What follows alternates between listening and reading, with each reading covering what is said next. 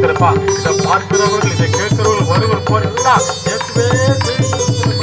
ஒரு அற்புதத்தை நீ செய்வீர்கள். ஒளிமங்கி இருளாச்சே உத்தமனே வாருமையா. ஒளிமங்கி இருளாச்சே உத்தமனே வாருமையா.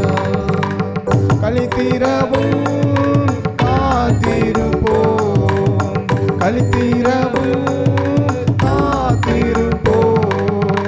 காதலனே கருணை செய்வார், காதலனே கருணை செய்வார். மாறுமையா போதைகரே வந்தமிடம் தங்கீரோ.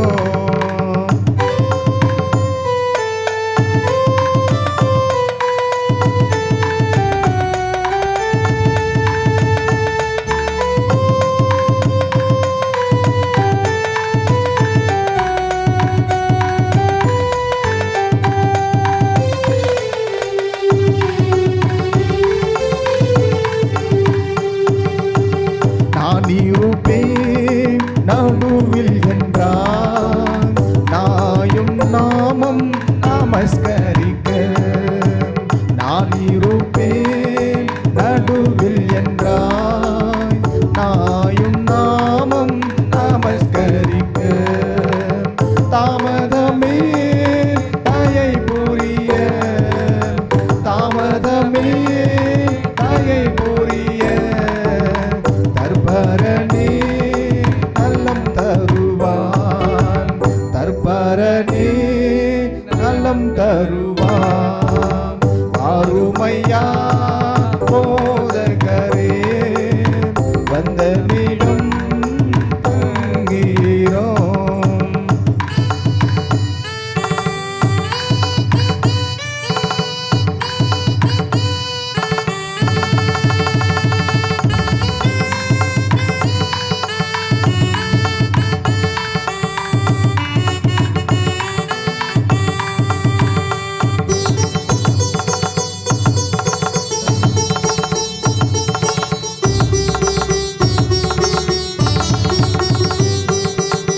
உந்தன் மனை திருச்சபையை உலகம் எங்கும் வளர்த்திடுவார்.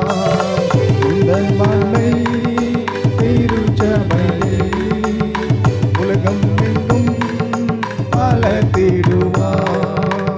பந்த மரம் பரிகரித்தேன், பந்த மரம் பரிகரித்தேன். வாக்கியும் மாலி தாண்டருள்வாம், வாக்கியும் மாலி தாண்டருள்வாம். வாருமையா போதகரே வந்தமிடும் தங்கீரும். வாருமையா போதகரே வந்தமிடும் தங்கீரும். சேருமையா பந்தையினில், சேருமையா பந்தையினில். சிறியவராம் எங்களிடம், சிறியவராம் எங்களிடம். வாருமையா போதகரே வந்தமிடம் தங்கீரோ.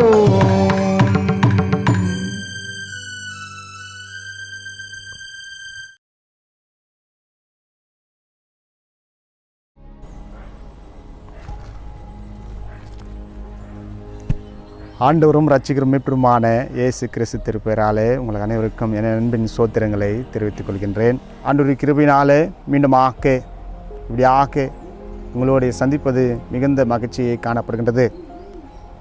இந்த நாளுக்கான தலைப்பாக people of God salt and லைட்டாக உப்பும் ஒளிமயமான இறைமக்கள் என்று தலைப்பில் நாம் தியானிப்போம். ஆண்டவராக இயேசு கிறிஸ்து மலை பிரசங்கத்தில் பரிசுத்த மத்தேயு எழுதின நற்செய்தி நூலில் 5ஆம் அதிகாரம் 13ஆம் வசனத்தில் இப்படியாக சொல்கின்றார். You are the salt of the earth என்று சொல்கின்றார். நீங்கள் பூமிக்கு உப்பாக இருக்கிறீர்கள் என்று சொல்கின்றார்.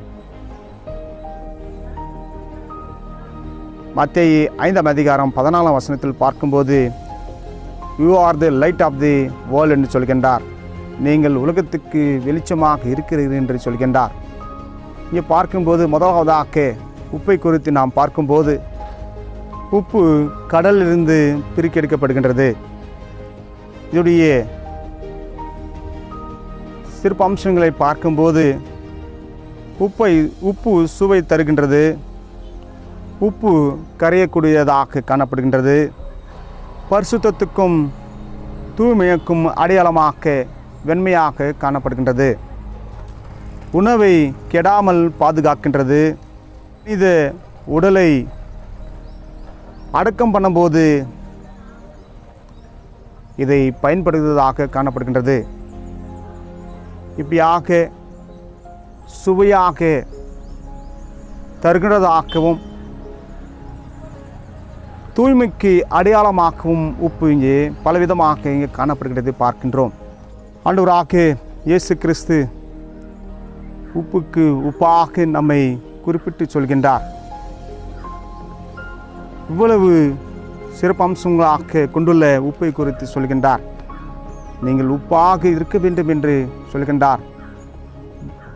உபாகவும் 7:6 சொல்வது போல 10, 15, 14 2ஆம் வசனங்களை சொல்வது போல பூமியின் சகல ஜாதிகளிலிருந்து நான் உங்களை எனக்கென்று பிரித்தெடுத்து என்று சொல்கின்றார். உப்பை போல உலகத்தில் இருக்கின்ற சகல ஜாதி ஜனத்திலிருந்து உன்னையும் என்னையும் அவர் பிரித்தெடுத்த தேவனாக இங்கே காணப்படுகின்றார். ஏசாயா 15:16 சொல்வது போல நீங்கள் என்னை தெரிந்து கொள்ளவில்லை, நான் உங்களை தெரிந்து கொண்டேன் என்று சொல்கின்றார். 1 பேதுரு 1ஆம் அதிகாரம் 15-16 வசனம் சொல்வது போல உங்களை அழைத்தவர் பரிசுத்தமாக இருக்கிறது போல நீங்களும் பரிசுத்தமாக இருங்கள் என்று சொல்கின்றதை பார்க்கின்றோம். பரிசுத்த யோவான் நற்செய்தி நூல் 17ஆம் அதிகாரம் 16ஆம் வசனத்தில் பார்க்கும்போது நான் உலகத்தரனாளாதது போல நீங்களும் உலகத்தரனர் அல்ல என்று சொல்கின்றார். அப்போஸ்தலன் பவுல் 1 தெசலோனிக்கேயருக்கு இப்படியாக கடிதமாக 4ஆம் அதிகாரத்தில் 7ஆம் வசனம் இப்படியாக சொல்கின்றார். தேவன் நம்மை அசுத்தத்துக்கல்ல பரிசுத்தத்துக்கே என்று அழைத்தவராக இங்கே பார்க்கின்றோம். பரிசுத்தமாக இருக்கவும் நாடுங்கள். பரிசுத்தம் இல்லாமல் ஒருவரும் தேவனை தரிசிக்க முடியாது என்று பார்க்கின்றோம். என் அன்பு சகோதர சகோதரிகளே, இப்படியாக உப்பை போல உன்னையும் என்னையும் அவருக்காக தெரிந்து கொண்டவராக பரிசுத்தத்துக்கென்று உன்னையும் என்னையும் அழைத்தவராக காணப்படுகின்றதை பார்க்கின்றோம். நீங்கள் என்னை தெரிந்து கொள்ளவில்லை, நான் உங்களை தெரிந்து கொண்டேன் என்று சொல்கின்ற வார்த்தையை நாம் பார்க்கின்றோம். என் அன்பு சகோதர சகோதரிகளே, உலகத்தில் இருக்கின்ற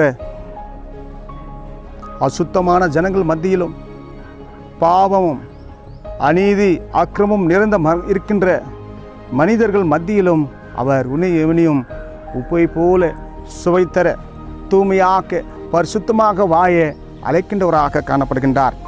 இப்படியாக பார்க்கும்போது உப்பானது சாரமற்று போனால் எதனால் சாரமாக்கப்படும்? வெளியே கொட்டப்படுவதற்கும் மிதிக்கப்படுவதற்குமே ஒளியே வேறொன்றதுக்கும் உதவாது என்று சொல்கின்ற பார்க்கின்றோம். உப்பாக சாரமுள்ளவர்களாக நம்முடைய வாழ்க்கை ஆண்டுக்குள்ளாக பயணிக்கின்றதான் அழைக்கின்றார். சாரமுள்ளவர்களாக ஆண்டுக்காக சாட்சிகளாக வாய்கின்றவர்களாக அழைக்கின்றதை பார்க்கின்றோம். இப்படியாக மத்தேயு 5:14ஆம் வசனத்தில் பார்க்கும்போது நீங்கள் உலகத்துக்கு வெளிச்சமாக இருக்கிறீர்கள் என்று சொல்கின்றார். மலையின் மேல் இருக்கிற பட்டணம் மறந்திருக்க மாட்டாது என்று சொல்கின்றதை பார்க்கின்றோம். நம்முடைய வாழ்க்கையும் மலை மேல் இருக்கின்ற பட்டணங்களைப் போல வெளிச்சத்தை தருகின்றவர்களாக மெய்யான வெளிச்சமாக பிரகாசிக்க அழைக்கின்றவராக பார்க்கின்றோம். பரிசுத்த யோவான் இதன நற்செய்தி நூல் 8ஆம் அதிகாரம் 12ஆம் வசனத்தில் இப்படியாக சொல்கின்றார். நான் உலகத்துக்கு ஒளியாக இருக்கிறேன், என்னை பின்பற்றுகிறவன் இருளிலே நடவாமல் ஜீவ ஒளியை அடைந்திருப்பான் என்று திருவுளம் பற்றுகின்றார். உலகத்துக்கு ஒளியாக்க, மெய்யான ஒளியாக்க இயேசு கிறிஸ்து இருக்கின்றார். அவரை பின்பற்றுகின்றவர்களும் ஒளியாக்கத்தான் இருக்கின்றவர்களாக காணப்படுகின்றோம். மெய்யான ஒளியை பின்தொடர்கின்ற நீயும் நானும் வெளிச்சங்களை அந்தகாரத்தை நீக்குகின்றவர்களாக, பாவக்கரையிலிருந்து தீங்கை மேற்கொண்டவர்களாக, வெளிச்சமாக மற்றவர்களுக்கு நாம் வழி காட்டுகின்றவர்களாக, ஆண்டவர் நமக்கு காண்பித்த போதனைகளை காண்பிக்கின்றவர்களாக மாற அளிக்கின்றவராக பார்க்கின்றோம். பரிசுத்த யோவான் நற்செய்தியின் 1ஆம் அதிகாரம் 4-5 வசனங்களை பார்க்கும்போது இப்படியாக சொல்கின்றார்.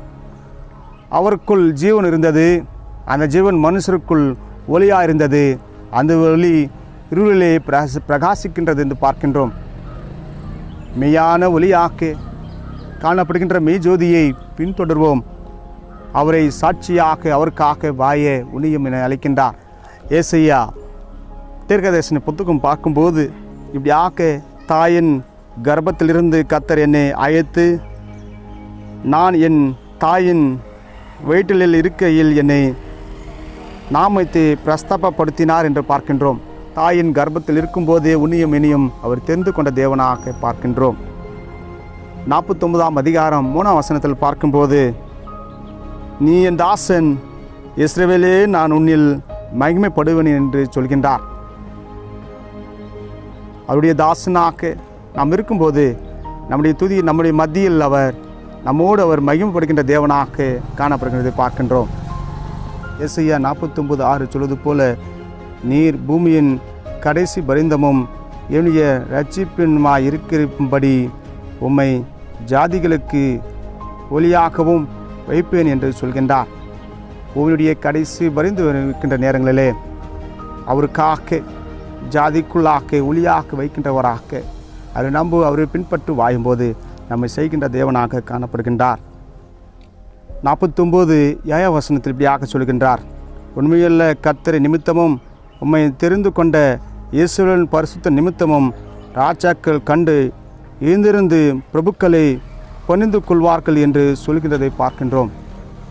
என் அன்பு சகோதர சகோதரிகளே, ஆண்டவரை பின்பற்றி வாயும்போதுதான் உண்மையான உப்பாக, உண்மையான தெரிந்து கொள்ளப்பட்ட மக்களாக நாம் நிற்கும்போது அவர் உப்பை போல பிரிக்கெடுக்கின்ற மக்களாக, சுவை தருகின்ற மக்களாக, மெய்யான ஜோதியாக, மெய்யான வெளிச்சமாக இருக்கின்ற இயேசு கிறிஸ்துவை பின்தொடரும்போது நாமும் வெளிச்சத்தில் நடக்கின்ற மக்களாக, அந்தகாரத்தை எதிர்கொள்கின்ற மக்களாக நம்மை வழிநடத்துகிறவர்களாக காணப்படுகின்றார். இப்படியாக சங்கீதக்காரன் 25ஆம் சங்கீதத்தில் சொல்கின்றார். 1ஆம் வசனத்தில் பார்க்கும்போது, கர்த்தரின் வெளிச்சமும் என் இரட்சிப்புமானவர், யாருக்கு பயப்படுவேன்? கர்த்தர் என் ஜீவனும் பலனுமானவர், யாருக்கு அஞ்சுவேன் என்று சொல்கின்றார். கர்த்தர் எனக்கு வெளிச்சமாக இருக்கின்றார் என்று சொல்கின்றார். என் இரட்சிப்புமாக இருக்கின்றார், நான் யாருக்கு பயப்படுவேன் என்று சொல்கின்றார். என் ஜீவனாக இருக்கிறார், நான் யாருக்கு அஞ்சுவேன் என்று ஆண்டவர் வெளிச்சமாக இருக்கும்போது, இரட்சிப்புமாக இருக்கின்ற தேவனை பின்தொடர்ந்து வாயும்போது நாம் யாருக்கும் அஞ்ச தேவையில்லை என்று சொல்கின்ற வார்த்தையாக பார்க்கின்றோம். யாருக்கும் நாம் பயப்பட வேண்டியதில்லை என்று சொல்கின்றதை பார்க்கின்றோம். கர்த்தருக்கு பின்தொடரும் வாயும்போது வெளிச்சமாக நம்முடைய வாழ்க்கை பிரகாசிக்க பண்ணுகின்றவராக, நம்மை ஆண்டுடைய மக்களாக, இறை மக்களாக உப்பை போல நம் வாழ்க்கையை மாற்றிக்கொள்வோம். சுவை தருகின்றதாக, வெளிச்சத்தை போல நாம் வெளிச்சத்தில் நடப்போம், அந்தகாரத்தை நீக்குகின்றவர்களாக. இப்படி செய்யும்போது நம்மையும் நம் குடும்பங்களையும் கர்த்தர் வழிநடத்தி ஆசீர்வதிப்பாராக. ஆமேன். கண்களை மூடி ஆண்டவருக்கு நேராக நாம் தலைகளை சாய்ப்போம். பரிசுத்தம் இருக்குமுள்ள பிதாவே, இந்த நாளை காண கிருபை செய்தீர், அதுக்காக நன்றி ஆண்டவரே. இந்த ஓய்வு நாளிலே உண்மை தியானிக்க கிருபை செய்தீரே. இந்த கொரோனா நேரங்களிலே என் குடும்பங்களை பாதுகாத்தீரே, அதுக்காக நன்றி சொல்கின்ற சுவாமி. உலகத்துக்கு நாங்கள் உப்பாக, உண்மையான இறை மக்களாக, வெளிச்சத்தை தருகின்றவர்களாக எங்களை திடப்படுத்துங்க சுவாமி. நீங்கள் எங்களை பரிசுத்தத்துக்கென்று அளித்தீரே, அசுத்தத்துக்கள் என்று நாங்கள் புரிந்து கொண்டு வாய எங்களுக்கு அந்த உணர்வை தாருங்க சுவாமி. என் திருச்சபை மக்களுக்காக ஜெபிக்கின்றோம், சிறு பிள்ளைகளுக்காக ஜெபிக்கின்றோம், வாலிபர்களுக்காக ஜெபிக்கின்றோம், தாய்மார்களுக்காக ஜெபிக்கின்றோம், பெரியவர்களுக்காக ஜெபிக்கின்றோம் சுவாமி. நீரே தொடர்ந்து பொறுப்பெடுத்துக்கொள்ளும். இந்த கெட்டான இடங்களில் உடைய பேலன் எங்களோடு இருக்கட்டும் சுவாமி. உங்களை வெளிச்சத்தை போல உங்களுடைய வெளிச்சத்தில் நாங்கள் பிரகாசித்து வாய துணையை செய்யுங்க ஆண்டவரே. தொடர்ந்து பொறுப்பெடுத்துக்கொள்ளும். தேவையான உதவிகளை எங்களுக்கு தாரும் சுவாமி. இதை பார்த்து கொண்டிருக்கின்ற ஒவ்வொரு பிள்ளைகளும் ஒரு பொறுப்பாத்தில் வைக்கின்றோம். தேவைகளை நிர்வாகிக்கின்ற தேவ நீர் துணையாக இரும் ஆண்டவரே. பலத்தை தாருங்க சுவாமி. பிரசன்னத்தால் எங்களை இடைக்கட்டு வழிநடத்துமாய் ஆண்டவர் ரட்சகரும் மீட்புமான இயேசு கிறிஸ்து திருப்பெயராலே ஜெபிக்கிறோம் ஜீவனுள்ள பிதாவே, ஆமேன். என் ஆத்துமாவே கர்த்தரை ஸ்தோத்திரி, என் மூலமே பரிசுத்த நாமத்தை ஸ்தோத்திரி. என் ஆத்துமாவே கர்த்தரை ஸ்தோத்திரி, கர்த்தர் செய்த சகல உபகாரங்களும் மறவாதே, ஆமேன். ஆண்டவருடைய கிருபை நம்மோடு இருப்பதாக, ஆமேன். இது போல வீடியோக்களை நீங்கள் பார்க்க விரும்பலாம். என்னுடைய யூடியூப் சேனலை சப்ஸ்கிரைப் செய்ய அன்புடன் அழைக்கின்றோம். நன்றி.